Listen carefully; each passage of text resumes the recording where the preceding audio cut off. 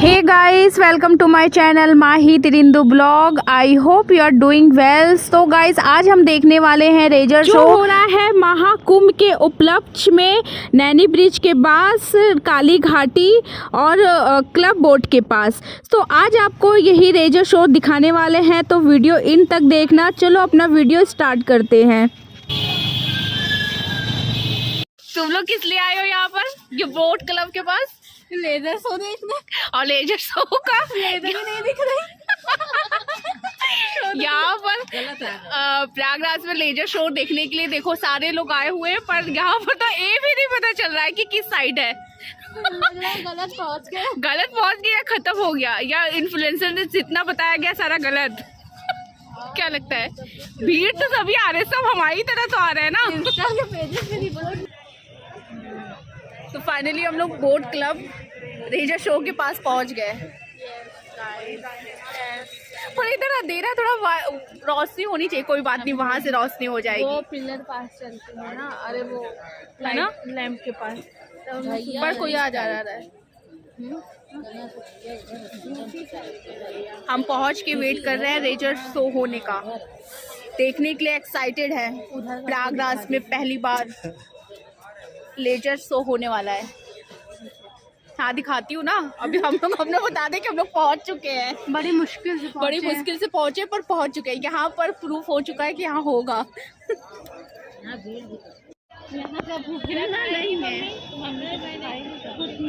So guys अभी start होने में लेजर शो में 7 बजे का टाइम है और यहाँ पर देखो भीड़ उमड़ रही है सबकी। सब लोग यही देखने आ रहे हैं, इलाहाबाद वाले। और यहाँ पर होगा, आप सामने देखो, वहाँ पर बस अभी कुछ देर में रोशनी स्टार्ट होगी।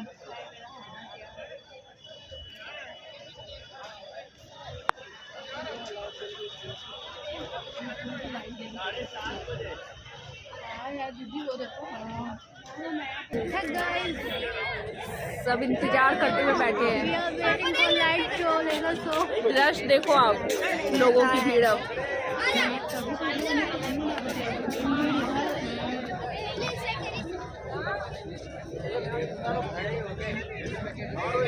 ये स्टार्ट होने से पहले सब वेट कर रहे हैं, इंतजार। थोड़ा स्टार्ट हो गया, थोड़ा स्टार्ट हुआ है।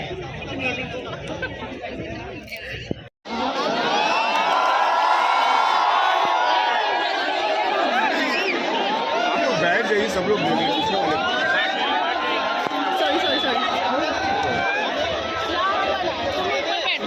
नहीं तुम ऊपर नहीं, हम किनारे हो जा रहे ना। हटो।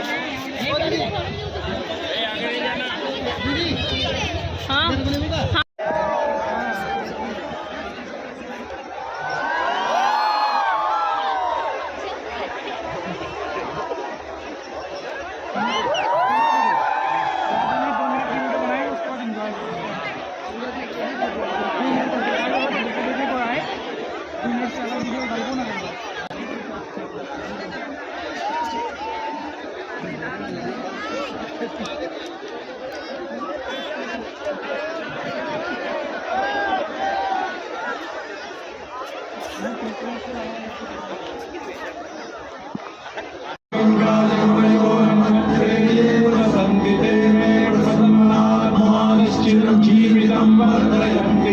नमो गंगाय मुनयोर्मुनिभ्यश्च नमो नमो गंगाय मुनयोर्मुनिभ्यश्च नमः। ओम शांति।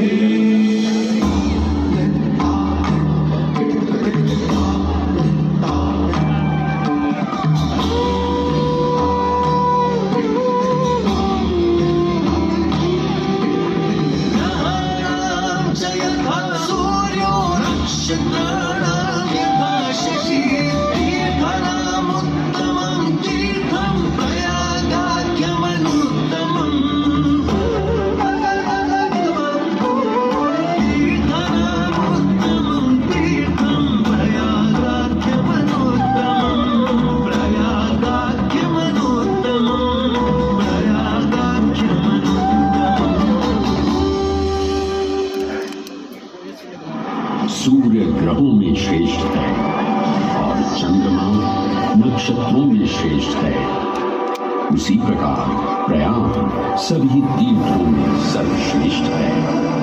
पद्म पुराण में वर्णित ये श्लोक जिस तरह प्रयाग की विशेषता को दर्शाता है, उसी तरह इस पावन क्षेत्र का गुणगान करने वाली अनेक पौराणिक कथाएं, किंवदंतियां एवं कहानियां आज भी जनमानस में प्रचलित हैं। ऐसी ही एक पौराणिक कथा है जो भगवान ब्रह्मा को प्रयाग से जोड़ती है। मान्यताओं के अनुसार भगवान ब्रह्मा को यज्ञ करने हेतु एक दिव्य स्थान की आवश्यकता थी, जिसके चयन को लेकर वे बड़ी ही दुविधा में थे। अपनी दुविधा के निवारण हेतु भगवान ब्रह्मा नागों के देवता महाराज शेषनाग के यहाँ पहुंचे और उनसे कहा, हे आदिशेष, मैं यज्ञ करने हेतु इस सृष्टि में एक ऐसा स्थान ढूंढ रहा हूं जो दिव्यता और पवित्रता की दृष्टि से सर्वोत्तम हो। क्या आप मुझे ऐसा कोई उपयुक्त स्थान बता सकते हैं जो सभी तीर्थों में सर्वश्रेष्ठ हो? जगत रचयिता को मेरा प्रणाम। भगवान, मैं धन्य हूं कि आपने मुझे इस योग्य समझा। क्यों ना आप स्वयं ही सभी पवित्र स्थानों का मूल्यांकन करें? ऐसा कीजिए, आप तुला के एक पलड़े पर सप्तपुरियों को रखिए और दूसरे पलड़े पर भगवान विष्णु के स्थायी निवास प्रयाग को रखिए, जिसका भार सबसे अधिक आए। मेरे विचार में वही सर्वश्रेष्ठ तीर्थ होगा।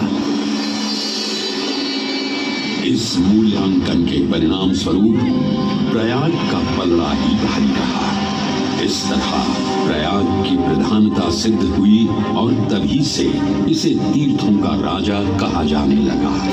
आज भी ऐसी मान्यता है कि भगवान ब्रह्मा ने गंगा नदी के पश्चिमी तट पर 10 अश्वमेध यज्ञ संपन्न किए थे।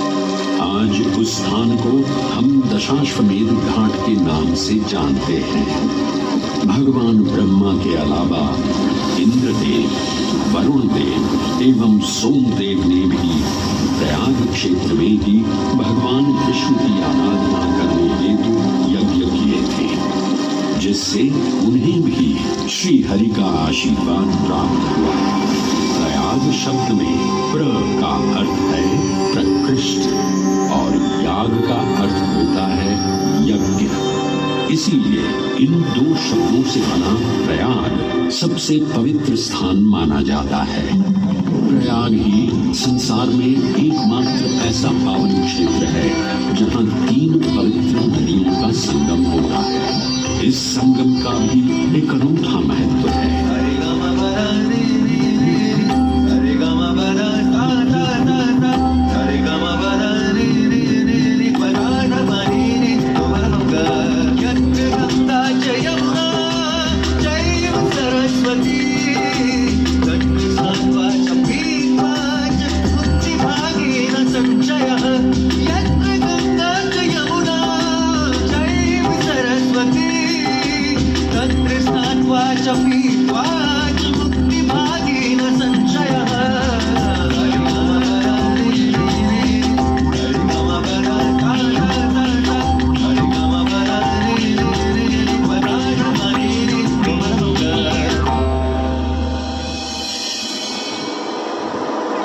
प्रयाग में गंगा, यमुना और सरस्वती जैसी 3 सबसे पवित्र और पूजनीय नदियों का दिव्य संगम होता है। इन नदियों के संगम में स्नान करने एवं संगम का जल ग्रहण करने से मनुष्य मुक्ति का अधिकारी बन जाता है और इसमें किंचित भी संदेह नहीं है। ब्रह्म पुराण में ब्रह्मा जी भी कहते हैं कि प्रयाग में सरस्वती जी अदृश्य रूप में आकर गंगा जी से मिलती हैं। इसलिए इस क्षेत्र को सरस्वती तीर्थ संगम भी कहा गया है। सरस्वती नदी के अदृश्य रूप से मिलने के पीछे भी एक पौराणिक कथा सुनने को मिलती है। ऐसा माना जाता है कि बद्रीनाथ क्षेत्र की गुफाओं में जब वेद व्यास जी भगवान गणेश को महाभारत की कथा सुना रहे थे, तब उस क्षण सरस्वती जी हिम शिखरों से टकराते हुए अपना मार्ग बनाती हुई बड़ी ही तीव्र गति से बह रही थी। सरस्वती नदी के इस तेज बहाव से उत्पन्न होने वाली तेज ध्वनि वेद व्यास जी का ध्यान भंग कर रही थी। इसलिए महर्षि वेद व्यास जी ने सरस्वती जी से वेग और ध्वनि को कम करने का आग्रह किया, परंतु उनके अनुरोध उपरांत भी जब सरस्वती नदी के वेग एवं ध्वनि में कोई कमी नहीं हुई, तो उन्होंने क्रोधित होकर सरस्वती जी को श्राप दे दिया और कहा कि वे अब धरती के भीतर यानी कि पाताल लोक में प्रवाहित होंगी। तब से ये माना जाता है कि हिम शिखरों से उद्गमित हुई सरस्वती नदी उत्तराखंड के माना गांव से आगे अपने अदृश्य रूप में प्रवाहित होती है। आगे चलकर यही अदृश्य रूपी मां सरस्वती प्रयागराज में गंगा एवं यमुना नदी से मिलकर त्रिवेणी संगम को पूर्ण करती है। ये प्रयाग नदी पवित्रता का उद्गम है, जिसके अंश हमें वेदों एवं पुराणों में भी मिलते हैं, जिनमें वर्णित है सुरों असुरों द्वारा हुआ समुद्र मंथन। अमृत प्राप्ति के लिए सुरों और असुरों ने एकजुट होकर क्षीर सागर का मंथन किया, जिसके संदर्भ में पुराणों में विभिन्न कथाएं देखने को मिलती हैं। उन्हीं कथाओं में एक कथा महर्षि दुर्वासा और इंद्रदेव से संबंधित है। इस कथा के अनुसार ऋषि दुर्वासा ने इंद्रदेव से प्रसन्न हो उन्हें पारिजात पुष्पों की एक दिव्य माला भेंट की, जिसे इंद्रदेव ने साधारण पुष्पों की माला समझ स्वयं धारण न कर उसे अपने वाहक गजराज ऐरावत के मस्तक पर रख दिया। पल भर में गजराज ने वो माला धरा पर गिरा उसे अपने पैरों तले रौंद दिया। ऋषि दुर्वासा से ये अपमान सहन न हुआ और उसी क्षण क्रोधित हो उन्होंने इंद्रदेव को श्राप दे दिया।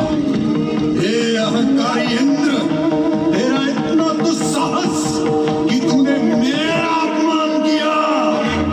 जिस वैभव एवं शौर्य पर तू इधर आ रहा है, क्षण भर में ही तेरा ये वैभव, प्रतिष्ठा, शक्तियां सब नष्ट हो जाएंगी। अत्रि पुत्र दुर्वासा समस्त देवगणों को श्रीहीन होने का श्राप देता हूं।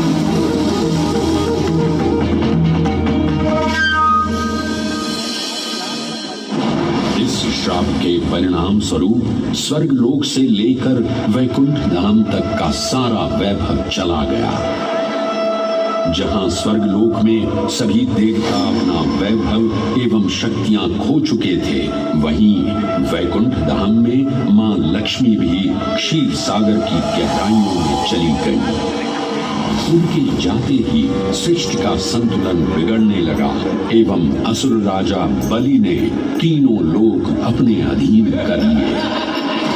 ये सब देखकर सभी देवतागण अपने श्राप के निवारण हेतु भगवान विष्णु की शरण में जा पहुंचे और कहने लगे, हे पालनहार, हे स्वामी, अब आप ही हमें इस श्राप से मुक्त होने का मार्ग बता सकते हैं, अन्यथा हम अपनी शक्तियों से सदैव वंचित ही रहेंगे और युद्ध में कभी भी असुरों का सामना नहीं कर पाएंगे। हे देवराज, ऋषि दुर्वासा के श्राप से सभी देवतागण जीवन मृत्यु के काल चक्र में बंध चुके हैं। इस काल चक्र एवं श्राप से मुक्त होने के लिए अब केवल एक ही मार्ग शेष है और वो है समुद्र मंथन। इस समुद्र मंथन से निकलने वाली रत्न ही आपके खोए हुए यश, वैभव और कीर्ति को पुनः स्थापित करेंगे। परंतु आपको इस मंथन के लिए असुरों के बल की भी आवश्यकता होगी, क्योंकि उनके बिना यह समुद्र मंथन संभव नहीं है। जैसे आपकी आज्ञा प्रभु। हम असुरों के साथ समुद्र मंथन करने के लिए तैयार हैं। देवताओं और असुरों ने एक मत होकर क्षीर सागर का मंथन करना स्वीकार किया। जहां मंदार पर्वत मथनी के रूप में आए तो वहीं वासुकी नाग को नेति की भूमिका मिली। भगवान विष्णु ने स्वयं कूर्म अवतार धारण कर मंदार पर्वत को उसका आधार प्रदान किया। क्षीर सागर को मथना शुरू किया गया और 14 रत्नों में सबसे पहले हलाहल विष उत्पन्न हुआ। उस विष के प्रभाव को कोई भी देवता या असुर सहन करने में समर्थ नहीं थे। इस कालकूट विष से सृष्टि का विनाश हो सकता था। इसीलिए इस आपदा से बचाने स्वयं देवों के देव महादेव प्रकट हुए और उन्होंने इस विष का पान किया। ये सब देख मां पार्वती ने विष को भगवान शिव के कंठ तक ही रोक दिया। इस कालकूट विष के प्रभाव से महादेव का कंठ नीला पड़ गया और तभी से उन्हें नीलकंठ के नाम से भी जाना जाने लगा।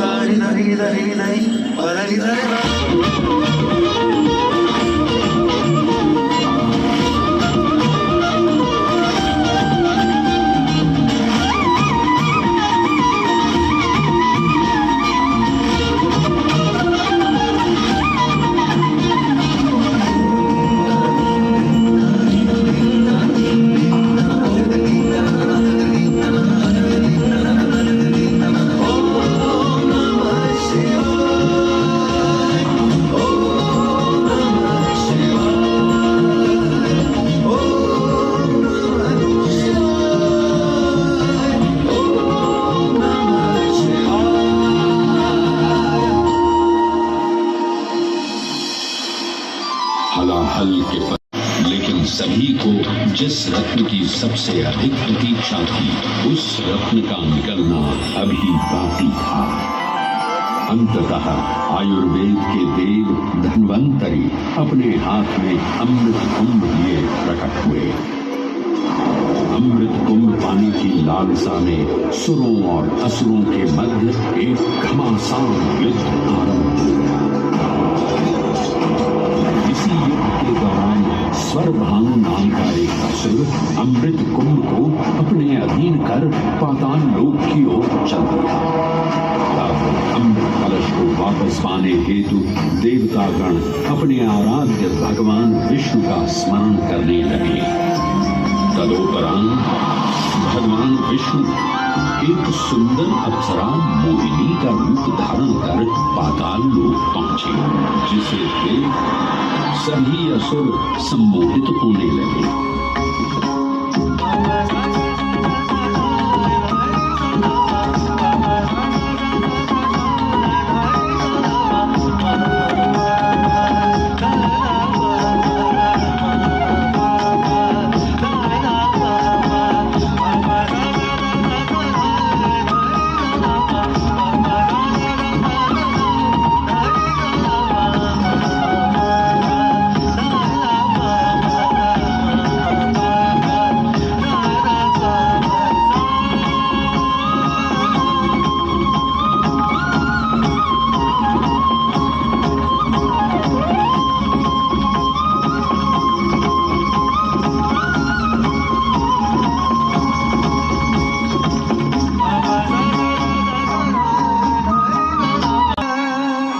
सुंदर अप्सरा कौन है?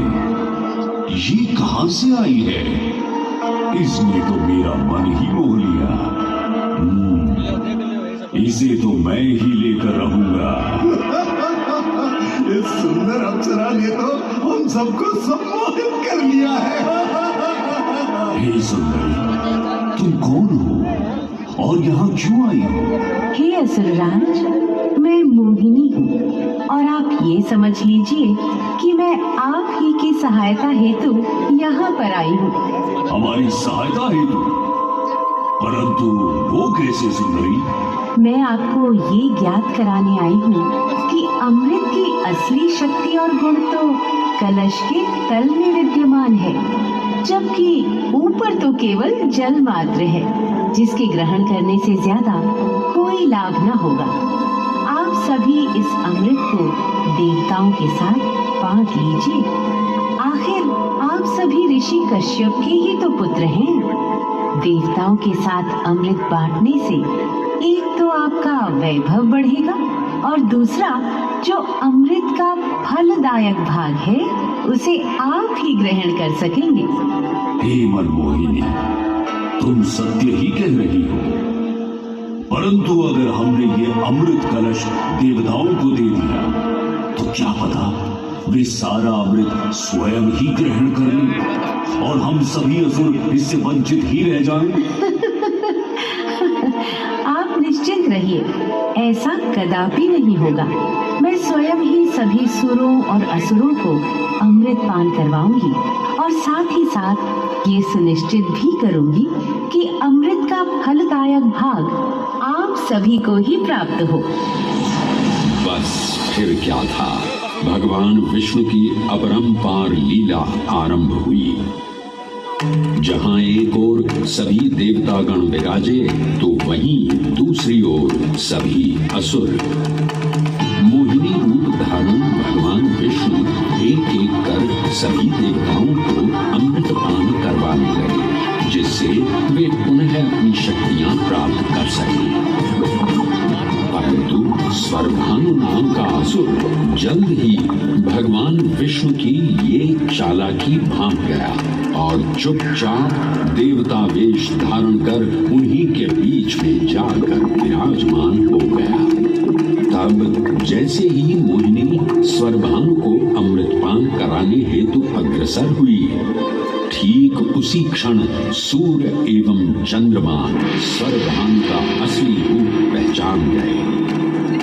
ये ज्ञात होते ही भगवान विष्णु अपने मूल रूप में परिवर्तित हो गए और अपने सुदर्शन चक्र से स्वरभानु का सिर धड़ से अलग कर दिया। परंतु तब तक अमृत की 2 बूंदें स्वरभानु के कंठ से उतर चुकी थी, जिसके चलते वो अमरत्व प्राप्त कर चुका था।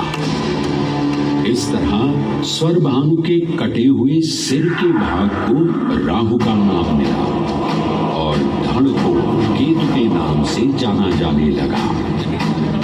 माना जाता है कि प्रतिशोध की ज्वाला में प्रलित राहु एवं केतु सूर्य एवं चंद्रमा पर ग्रहण लगाते हैं। इस प्रकार सूर्य और चंद्र पर ग्रहण लगना राहु और केतु का प्रतिशोध माना जाता है।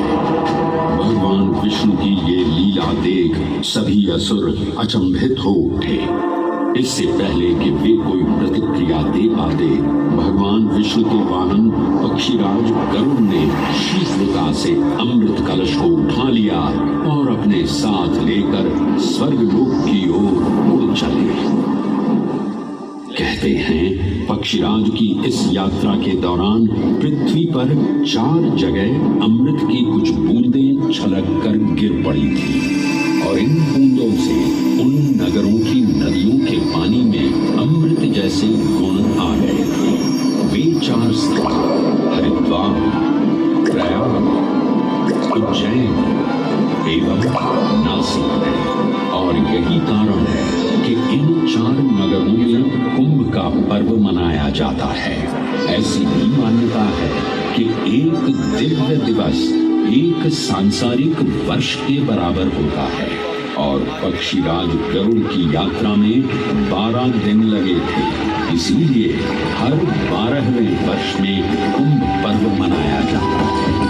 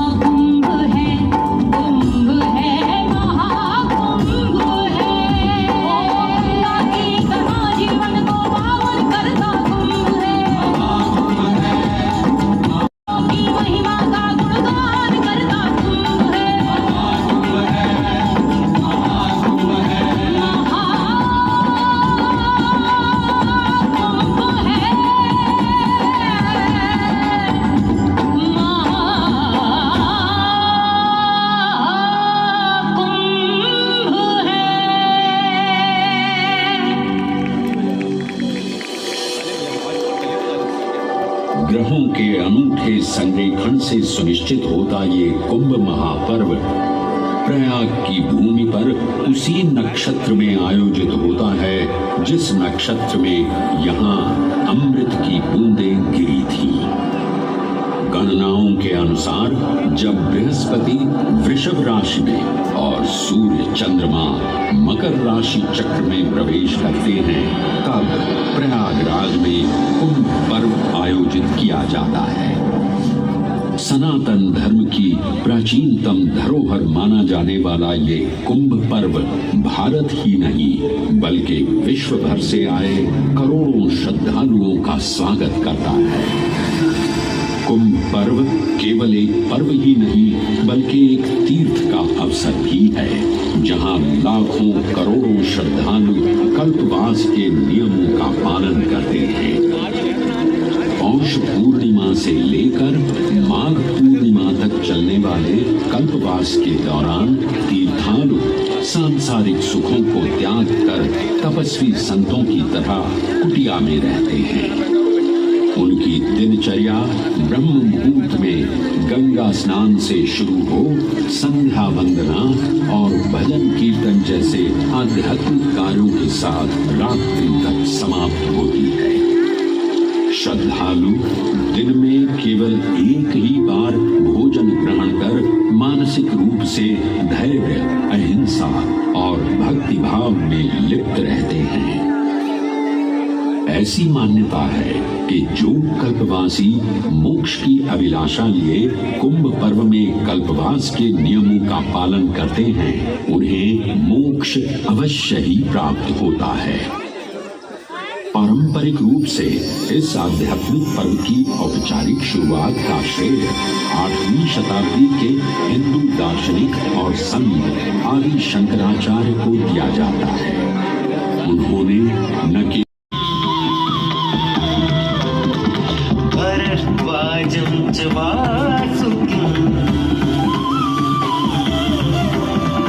वंदे अक्षरवटं शेषम् प्रयागं तीर्थनायकम् प्रयागं तीर्थनायकम्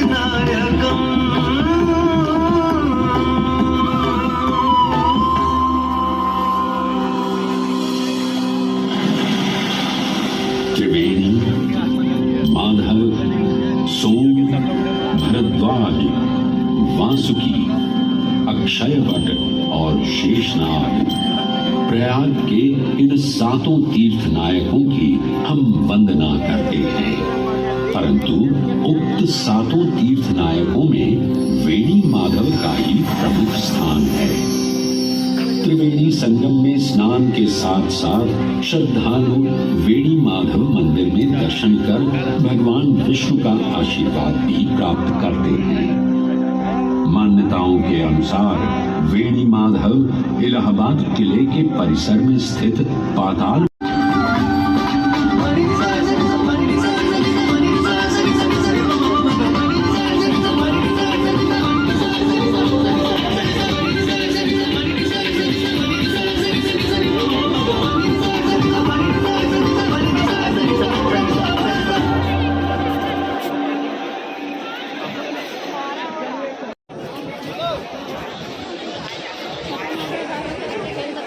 खत्म हो गया, सारा खेल खत्म। अब सब लोग अपने अपने घर जाएंगे। अब जाना है घर। कैसा लगा आपको लेजर शो? बहुत अच्छा, ऐसा लगा था हम दुबई में हैं। ओह माय गॉड, दुबई का शो यहाँ पर। दुबई वाली फीलिंग तो आ रही थी एकदम। जब लेजर लाइट ऊपर जा रही थी ना, तब दुबई वाली फीलिंग ज़्यादा अच्छा था। बहुत अच्छा, कुछ यूनिक था पर अच्छा था। आ रही हो क्योंकि हमें नहीं पता थी ट्रैक के बारे में, वो क्लियर हो गई, हिस्ट्री पूरी बता दी। यस मज़ा आ गया। पर अब लौट जाए। ये सारे लोग लेजर शो देखने आए थे, सब प्री वेडिंग। तो क्या